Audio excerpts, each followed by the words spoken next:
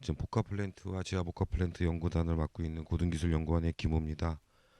저는 오늘 여러분들께 도시에서 발생하는 다양한 폐자원을 어떻게 효율적으로 주민 친화적으로 처리하고 그로부터 에너지 수급 방향 및 수소 사회에 어떻게 연계시킬 수 있는지에 대해서 간단하게 말씀드리겠습니다.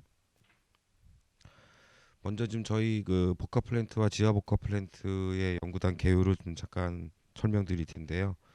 지금 이제 도시에서 주로 발생하고 있는 이런 다양한 생활 폐기물, 음식물 쓰레기, 아니면 하수 처리장에서 발생하는 찌꺼기들 이런 것들은 현재 좀 각각의 방법으로 각각으로 처리돼서 각각의 방법으로 연료와 및 에너지가 되고 있습니다. 이 과정에서 이제 부산물이 많이 발생하는데요.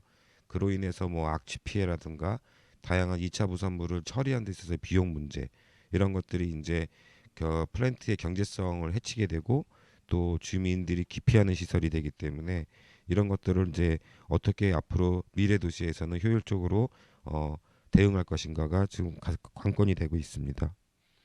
그래서 저희 복합 플랜트와 지하 복합 플랜트의 앞으로의 방향은 이제 미래 친환경 저탄소 도시 구현을 위해서 도시에서 이제 도시 지하에 이런 이제 다양한 그 각각 기존에 각각 처리되던 그런 폐기물들을 하나의 사이트에서 융복합시켜서 어, 그 부산물들을 또 새로운 자원으로 활용해서 에너지 생산성을 높이고 부산물 처리량을 50% 저감하고 이런 형태로 해가지고 지하화시켜서 어떤 지역 갈등이라든가 이런 부분들을 완화하고 지상 공간에 어떤 지역 편의 시설이라든가 주민 편의 시설 유치를 통해서 효율적 활용을 하고 이런 것들을 이제 앞으로 미래 친환경 저탄소 도시를 만들기 위한 어떤 어, 유틸리티로서의 어떤 도시 유틸리티로서 어떤 자리매김을 하기 위해서 연구를 수행하고 있습니다.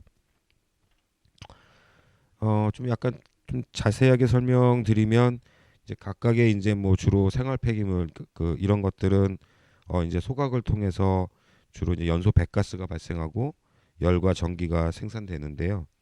보통 이제 한 이 정도 한 15톤 정도 규모의 생활 폐기물 소각을 하게 되면 한 열하고 전기가 한 22, 23기가 칼로리 정도 생산이 되는데 맨 오른쪽 컬럼을 보시면 이게 다양한 부산물들이 좀 발생하고 있는 것들을 볼 수 있습니다.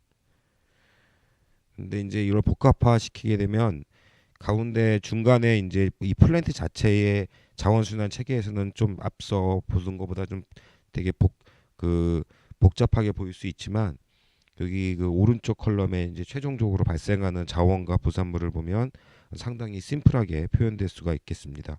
특히 이제 앞서 보시는 같은 용량 대비해서 봤을 때 그 총 냉난방 열 생산량이 한 60% 정도 향상되는 것을 기대할 수가 있고요.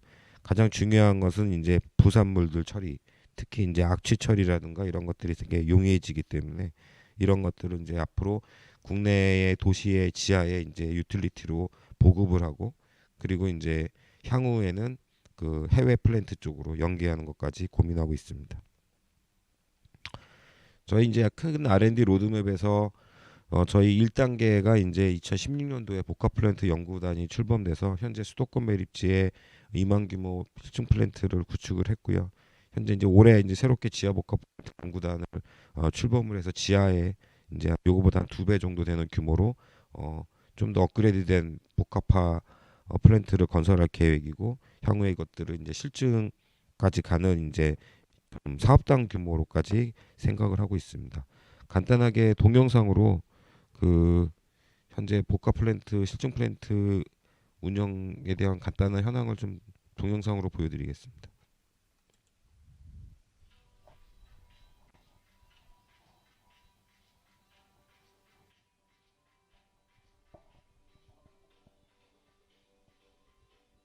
크게 이제 연료 생산 단계하고 에너지 생산 단계하고 에너지 보급 단계로 구성할 수가 있고요.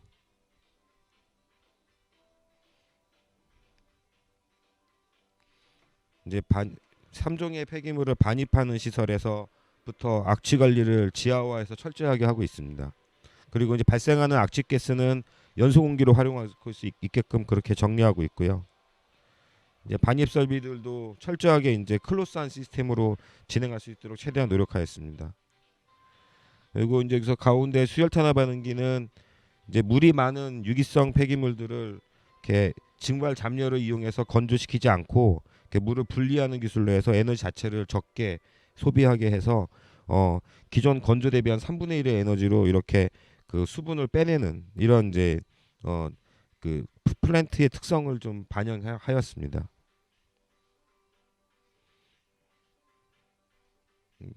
보시는 거는 이제 건조시키지 않고 이제 물을 이렇게 수분 그 고함수 유기성 폐기물에 물을 이렇게 함수율 30%까지 저감하는 그런 과정입니다.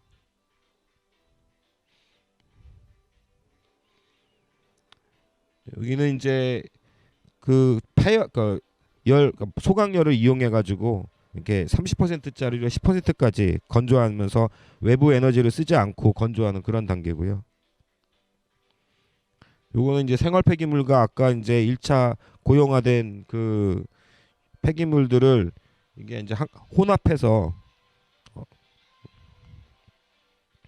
이렇게 이제 소각열을 연소를 통해서 에너지로 전환시키는 단계고요.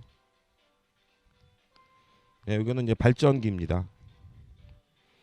그리고 이제 잉여 에너지를 이제 거둘 수 있는 거고, 이거는 이제 저희 수도권 매립지 드림파크 CC에 연간 한 4억 정도의 그 열 에너지 비용이 들어가는데, 이를 이제 열 배관을 통해서 이제 드림파크 CC의 열 에너지를 자립화 시켜주는 그런 개념으로 진행하고 있습니다.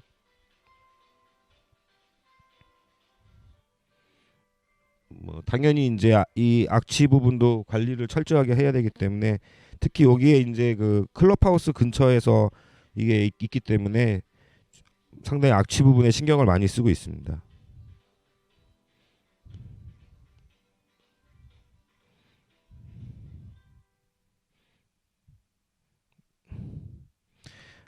이제 이 플랜트를 이제 수소사회로 어떻게 연계하느냐에 대한 부분인데, 이제 다양한 수소 생산 방법에서 주로 이제 계질 수소와 부생 수소, 수전의 수소 요 세 가지가 있는데요. 저희 복합 플랜트에서는 이제 주로 이제 수전의 수소를 제외하고 부생 수소 개념과 계질 수소 개념을 채택해서 기존에 이제 아까 말씀드린 연소를 하지 않고 이 부분을 이제 그 특히 유기성 그 바이오매스를 저희의 바이오가스를 통해서 메탄으로 만들어 놓고 그 만들어진 것을 계질화시키고, 그리고 그 부산물을 갖고 다시 또 암모니아 크래킹 통을 같은 걸 통해서 수소 사회의 어떤 분산형 시스템으로서의 어떤 위치를 자리매김할 수 있을 것 같습니다. 그래서 간만 요 부분만 좀 확대해서 좀 설명을 드리면, 저희가 이제 하수 슬러지나 음식물 쓰레기를 바이오가스화해서 수소를 만드는 과정은 크게 이제 현재까지 알려진 거는 두 가지인데요.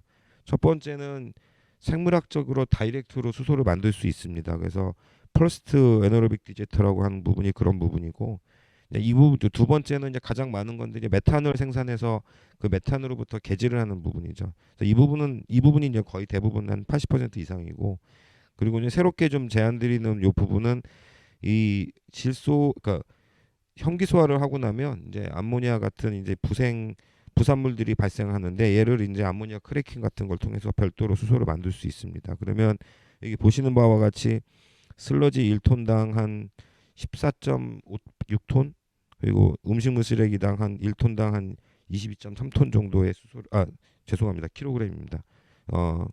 24.3kg의 수소를 만들 수가 있기 때문에, 이제 이런 부분들로 수소를 최대한 생산할 수 있는 분산형 시스템, 분산형 그 수소 생산 거점을 좀 만드는 이런 개념에서 저희가 수소사회수 연계성이 있을 것 같고요.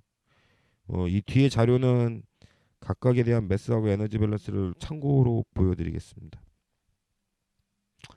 마지막 장인데요. 이게 이제 그 IEA에서 나온 자료인데, 메탄 계지를 통해서 수소를 생산하는 데 들어가는 비용인데요. 여기 하늘색 그 컬럼이 이제 그 건설 비용이고, 이 파란색이 이제 오퍼레이션 코스트고, 이 그린색이 이제 천연가스입니다. 이 보시는 바와 같이 천연가스의 비중이 작게는 생산 방식별로 한 40%부터 많게는 6, 70%까지 대부분을 차지합니다. 그러면 아까 저희가 말씀드린 이런 도시에서 발생하는 이런 다양한 이제 유기성 폐기물계 바이오매스로부터 일단은 메탄을 생산하든 다이렉트로 수소를 생산하든 이 수소를 생산하게 되면 이 비용을 상당 부분 저감할 수 있기 때문에 어, 앞으로 수소 사회 연계성에서 가장 중요한 부분이라고 보고요.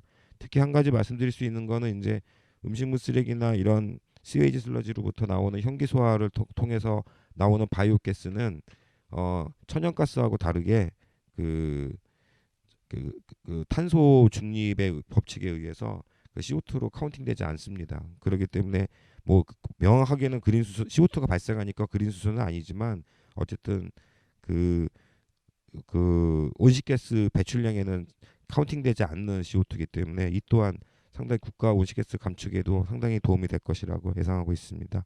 네, 감사합니다.